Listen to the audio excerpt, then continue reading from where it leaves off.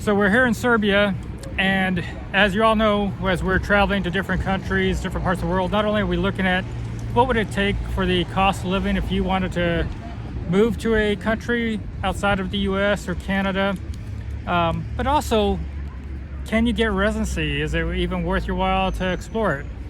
So we went to the legal office here in Novi Sad of a guy Nemanja and Nemanja. Yes. And anyway, he's an esteemed attorney here, and we wanted to find out if you wanted to come to Serbia, can you? So let's go to their office and listen to what he has to say about residency status, or how to get residency here in Serbia.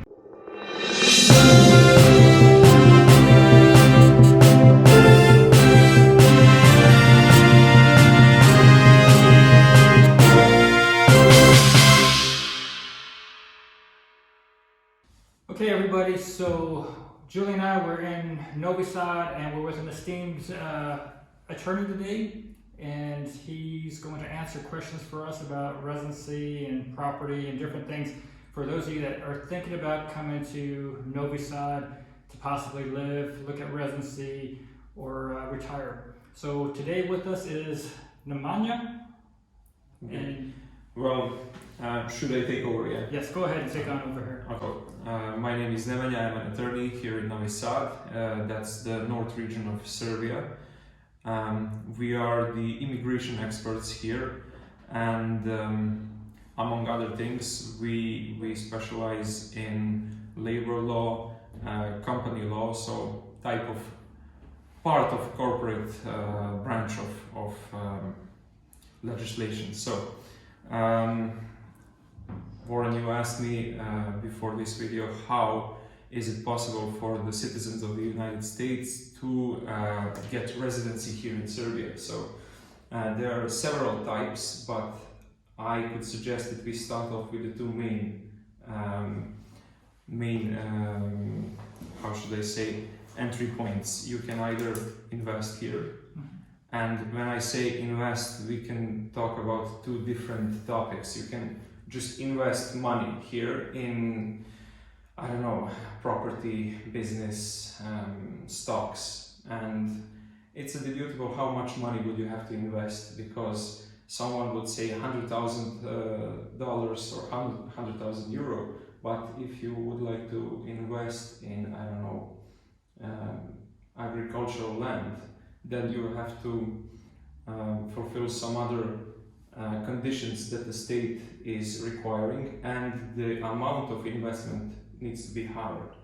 But it's not easy to determine just a simple figure. I say €500,000. It could be enough, it could be too much, it could be even not enough, depending on what your investment is. So it would take us a lot of time to cover every possible how should I say, condition and every possible amount. So it would actually have to be client's wish to say, I wish to invest in this or that, and then we would calculate what would be enough sum. But it's not actually necessary. You can get residency with much less effort, and you can get a lot of other cheaper options. Let's talk cheap and let's talk easy. Yeah, okay, that's the main reason I said this first, because I think it's something that it's not relevant for this conversation. So what people are trying to get here in Serbia is, well, most of foreigners want to get agricultural land because they have plenty of. But the state has prohibited foreigners to buy land here. You would have to form a company here, and then that company would have to buy the land, because in recent years we see, how should I say, a tendency for agricultural land to skyrocket every year. 5 years ago, an acre was €5,000. Now it's 25, and they say it's going to get up to 30 in 2022. So people are rushing to buy our land, think it's a good investment. So you will have to open a company, which is basically pretty cheap. You can get it open in like 300 euro. And then using this company, you can invest how much you want. Buying land here would get you residency and then even citizenship if you want. Because you're an owner and you have right to request residency and other benefits from the foreign investments. And there's no minimum No, value? no. Let's say 2 months ago, some people from Hong Kong came here. As you know, Hong Kong is a very troubled area right now, and people are actually fleeing from Hong Kong. And they came here asking the same question you did: what are the means for getting residency here? We want to be in Serbia because it's basically Europe, but it's not actually Europe regarding the costs of living, tax, and so on and so on. And what they did was I opened a company for them. It's like, I don't know if you have that in the US. I want people to understand it's not actually a company. You register yourself as a person to be an entrepreneur. So you're not actually opening a company that has its own property. It's actually your property. You are registered as owner-operator. I don't know how else to explain it. It's like a corporation, and you're going to be the... Yeah, but there is no store, there is no company. Your personality is the business. Yes. And, well, you are, how should I say, responsible for every action that you do as a person and as a company, with your own property, with your own, not just the property, but property in Serbia, outside of Serbia, everything is accounted for. So they actually opened a company for it was website building, right? Mm-hmm. And SEO services, and it costed them in total 500 euro. So everything that they paid, my services, fees, rent for we call that virtual company, virtual address. So you just pay some company to rent you a space for your mail. It's nothing. But later they opened a real company. They're really doing business. But what they get for those 400 euro is, well, basically everything. They are paying taxes every month, which are some 150 euro, mm-hmm. And that tax includes state tax for income, health insurance, pension, and insurance for unemployment. So it's actually 4 different things in one tax. And as long as you're paying that, your insurance, health insurance, is covered for everything, basically everything. So that's really good news, because health insurance is something that people ask about when they go somewhere, that if they have to pay extra. So if they are to buy or start a corporation here, and they are paying their $150 or 150 euros approximately a month, that's going to take care of their health insurance, and that's pension. Yeah, that's amazing. Yeah, but you will have to have in mind that tax rate is actually dependable on what type of business you're operating. So for business on building websites, SEO, maintenance of websites and servers, that's that tax rate. So if you open a bookstore, it would be something entirely different. You would have to have a register, a fiscal register, and the tax would depend on your income every month. But you will have to pay the tax at the end of the year based on your annual income. Let me give you an example. If Julie and I just decided to open up a corporation here, and we had an income coming from the United States, and say it's I was previously in insurance, so let's say I have a commission from insurance coming from the United States, but we open up a corporation here and we say maybe it's going to be an SEO corporation. Would I be taxed on the commission coming from the United States if the United States is taxing that also, or would it be? We do not. when I say we, I mean country of Serbia, does not have any contracts, diplomatic contracts with the United States regarding the double tax obligations. So if you are paying taxes in the United States for your income, which is in the United States, you would still have to pay tax here for your personal income, like a citizen income. It's not your business income. And that's, I think that's something that is just a dead letter on the paper. That's how we say it.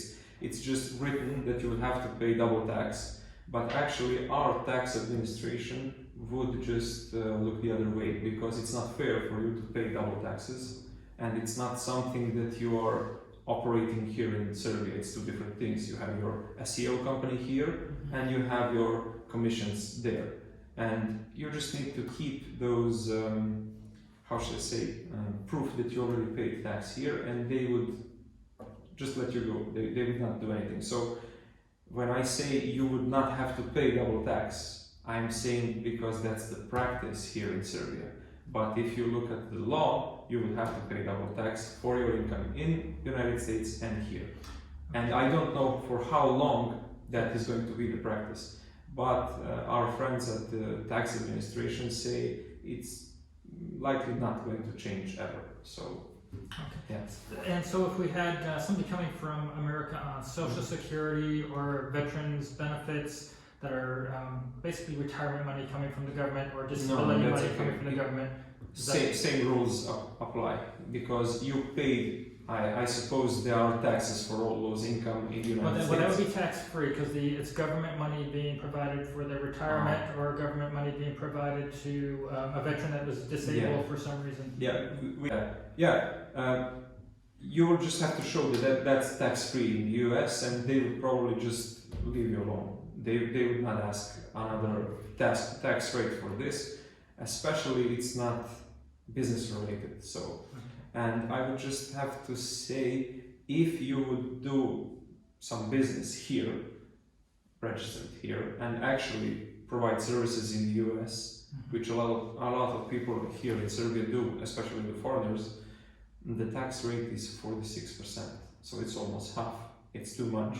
So you would have to be extra careful taking that money into Republic of Serbia. So what many people do and what we always suggest, and it's entirely legal, take that money outside of Serbia, cross into Hungary, cross into Romania, which are EU countries, use the ATM machine, take your money and cross the border. It's half an hour ride, you can take up to 10,000 euro, you can spend it here for some time. And then if you find a way to get this money here legally, then you can proceed just taking from local ATMs. Like if you open a company which has a flat tax rate. I forgot to mention that the companies we were speaking about, SEO companies, these entrepreneurial companies have flat tax rates. So the tax is equal every month, and it's determined at the beginning of the year. And it could vary from year to year, but the tax during the year stays the same if your income is less than some roughly said 52,000 euro. If you go above it, then you would have to take detailed income outcome, how should I say, registers. And if you go over 8 million euros, which is some, I don't know, 75,000 euro, then you have to pay the VAT, value added tax. So you just keep your income under some 52,000 euro, and you will pay that flat tax rate, which covers every means of insurance, pension, and so on. And the main thing is, as we lawyers like to help our clients, is to avoid getting over the flat tax rate limit. So try to spread your income during the year. Open maybe company, let's say one company would be in your partner, wife, friend, doesn't matter. and it's still your income, but they can make invoices and charge. Nobody would ever check, nobody would inspect your company as long as you're regularly paying everything and as long as your business is clean. Now, if somebody bought a house or opened a corporation and they were seeking residency and they came here to Serbia, and then they want to go back to the United States for 6 months and then come here for 6 months, is that a possibility, or do they have to be in Serbia to a minimum time? Okay, I'm glad that you mentioned buying, let's say, a house or any other immovable property that you can live in. It's very important that it's a property that you can live in, because you need to register your address in that, let's say, building, house, apartment, anything. Yes, you would have to stay for a certain number of days during the period of 6 months. It's 180 days during the 6 months period, so basically the half time of the 6 months period you would have to be here in order to renew your temporary residency permit. And same goes for visa D, it's a business visa, so it's the same rules for that. And during the 5 years period you would have to be here every 180 days over 6 months period in order to get permanent residency. Okay. Yeah, and after that you can apply for citizenship if you like. So you would get a passport and so on, and rights to buy agricultural land and so on. But let's talk, if you agree, the difference between buying a house and a company, or forming a company. So buying a house, it's much easier for many people who want to retire here, because they would probably want to live somewhere in their own property, not to rent something. So buying real estate gives you right to request temporary residency, and after that permanent residency. And you would have to pay the yearly tax for your property, which is it's too low. For the apartment, let's say some 50 square meters, it would be like less than 50 euros a year. And for a house, depending on where you are in Serbia, and let's say a house from 200 square meters, it would be same, like 50 euros per year, which you can pay every quarter in equal parts. And you can just pay 100,000 if you want, 10,000 euros, and be covered for 20 years. Okay, so it's roughly €4, about 4.25 euros a month. Yeah, it's basically nothing. Yeah, but you would have to consider that you would have to live in this real estate. If you want to move, then you have to register that change at the immigration department. So, and you cannot change the means you got residency. So if you get residency, temporary residency or visa, by owning real estate, then you have to stay here in that capacity. If you decide to stay in that residence, or no, you can change it. It's not. So if you bought a home and you lived in it, but then you decide, hey, I want to go rent in downtown Novi Sad and get an apartment, and maybe I'll see if somebody wants to rent my home that's in the countryside. Yeah, no. It's a good thing that you mentioned that, but that's not what I was trying to explain. If you get residency by owning real estate, then you will have to use that means that you got residency for. So if you get residency for owning a house, you would have to own a house for the entire period. You would have to own a house for the entire period that you were granted residency. And if you would like to say, okay, I changed my mind, I don't want a house anymore, I want a company, that you will not be able to continue your time spent here to be calculated for the permanent residency. You will have to start all over. Yeah, because the means have changed. Now you want to get residency for owning the company or investing.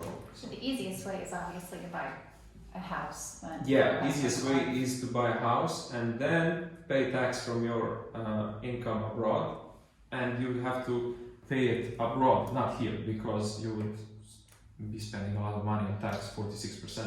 So you would have to show that you already paid tax there, and pray to God that they don't change their policy and start taking your money. So for those of the viewers here on Social Security, receiving $1,500, $2,500 a month from the U.S. government for their retirement, their best bet would be then owning the house, and you're saying in most cases, and the government would look the other way on that. In all cases, not in most, in all cases, as long as you're regularly paying your obligations here and you're a law-abiding citizen. The rules are old and they haven't been changed for like 20 years.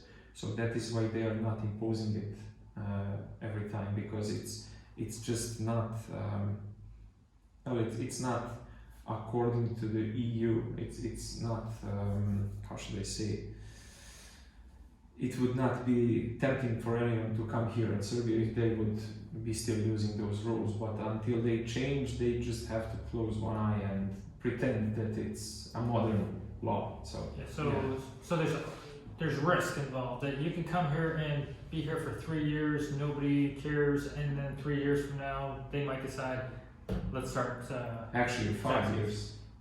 The tax that you do not pay here, you are still obligated to pay it 5 years back. So it's not getting, I can say 1 in 1,000 people that get in this mess. So they're actually not pursuing anyone. The first thing in practice that would happen is someone would call you on the phone, some clerk from the tax administration, and say, listen, this is something that we will not tolerate, please try to make it right in the next 30 days and then call us to check again. And most people will actually listen to that advice and they will get their affairs in order and everything would be forgotten. So it's actually not so strict like in some countries, like in Germany, or let's say some people from Serbia are going to China, where if you make a mistake, they just knock on your door and take you to explain everything. Yeah, it's actually very realistic. And here they just call you on the phone and tell you, please make everything right. We don't want to fine you. We don't want to work on this. And people just listen. So I, as a lawyer, have to, how should I say, I have to bring up every possible topic and every possible risk. So it all looks so scary, but it's actually not. Yeah, I just know some of the retirees that might be watching this are going to be worried about their investment money or the government retirement money that they get in the United States if they were to come here, even though in most cases they're not going to, the government here won't look at, they're looking the other way, but I know there's going to be people that are going to be worried about that, and so they'll be like, I'd love to go live in Serbia, but I'm afraid of that tax. And well, there is no reason to be worried about that tax, because it's actually much more easier to do taxes here than in the US, and the taxes are so much lower than in the US.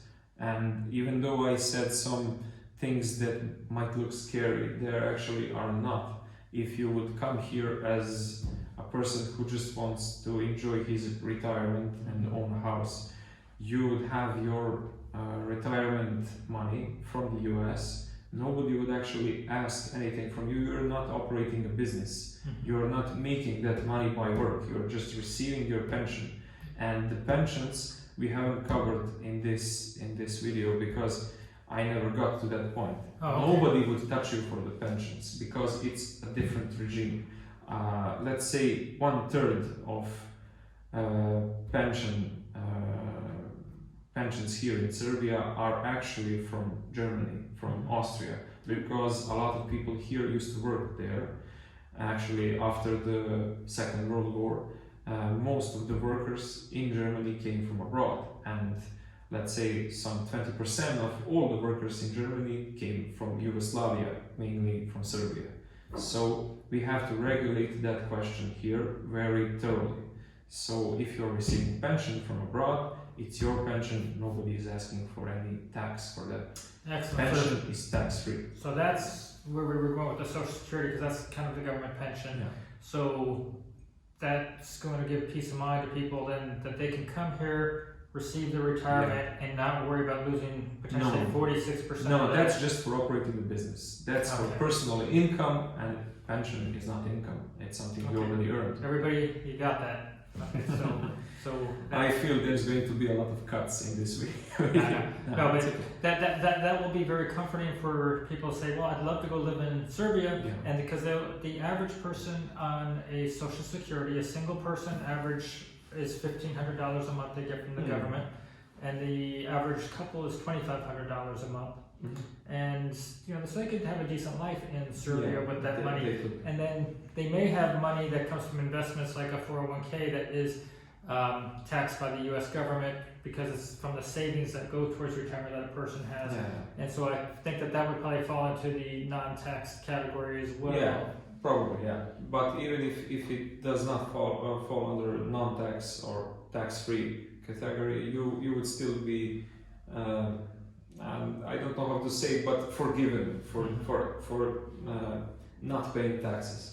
Because the administration understands that you already, if you made some money that is tax-free there, it will be tax-free here. And if you made some money that is actually, you're obligated to pay the tax somewhere abroad, they would probably, without having these diplomatic contracts, leave you alone. They would not ask for anything. So it's the untaxed that's dollars. the bottom line. So the untaxed dollars or the untaxed dinar is what would be potentially taxed here if it was income. But I think we understood each other when I say if it's tax-free abroad, it would be 100% tax-free here. So there is no need to worry about that, and that's not going to change because we are a candidate member country of the EU, and the EU has the same laws that forbid tax-free income abroad to be taxed in the EU. So we have to get our laws in accordance with the EU because we are a candidate country. So it's not going to change unless the EU changes. So, but the special question here is you're retired in the US and you're coming here without a healthcare program. And in the US, you would have to pay your own health insurance. Here, when you receive pension, you're already covered with your health insurance.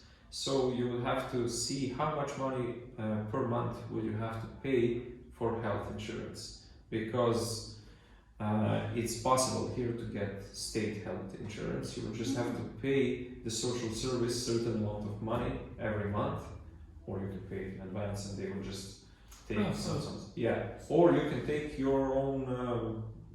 You can take a private company that sells you health insurance. Yeah, it's a little bit more expensive, but I think it's better that way, that you buy private companies' health insurance, and then you can go to government or state-owned hospitals or private practices, and your insurance will cover everything. But if you pay the government social service health insurance, then you're just covered for the state-owned hospitals.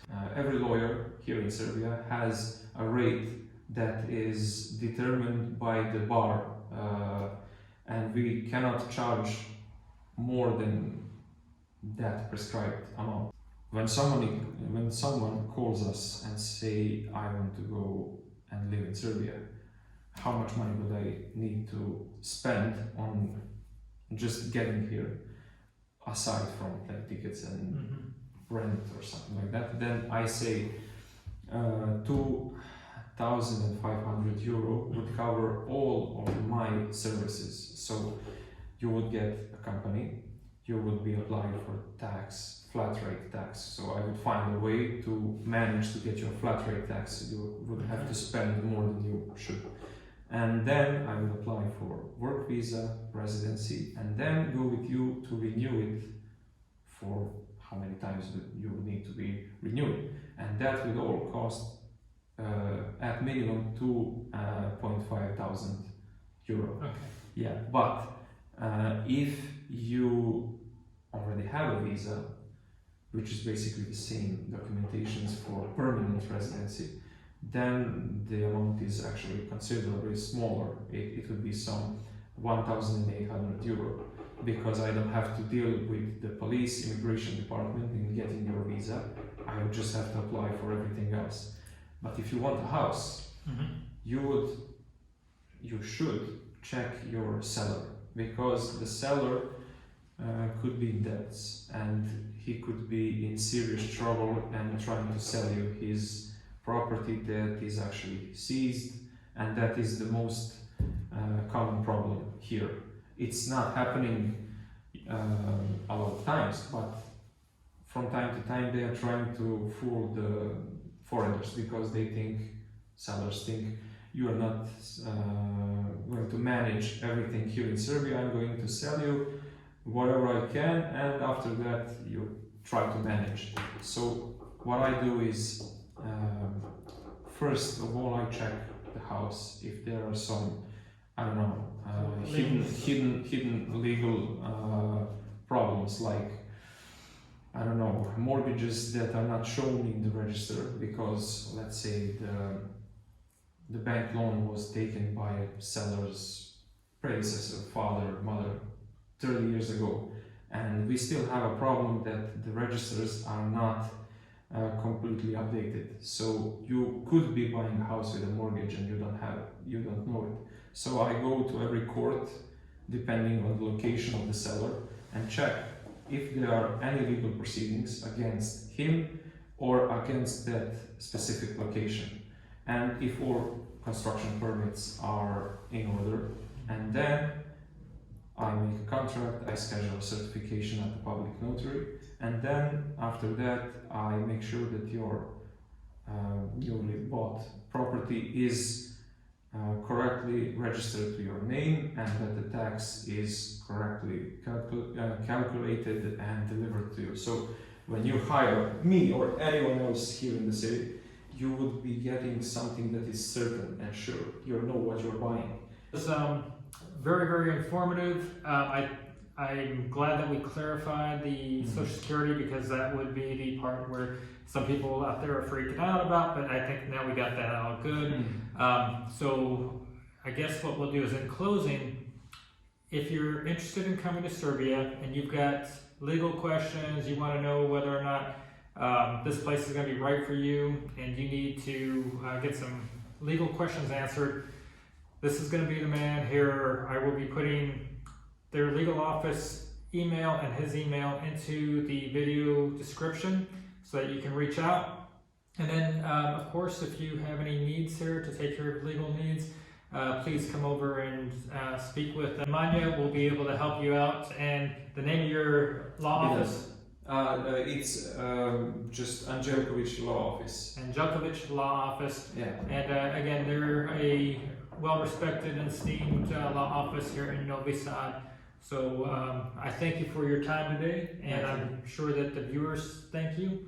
And yeah, well, I'm thankful that you choose us to clarify these things for your viewers. I hope that you will have a success with your YouTube channel, and that a lot of people will consider Serbia and moving here. So thank you for your time, thank you for coming here, and that's it. If you need any more questions, just feel free to ask. That's it. Will do. Thank you. Thanks, Lauren.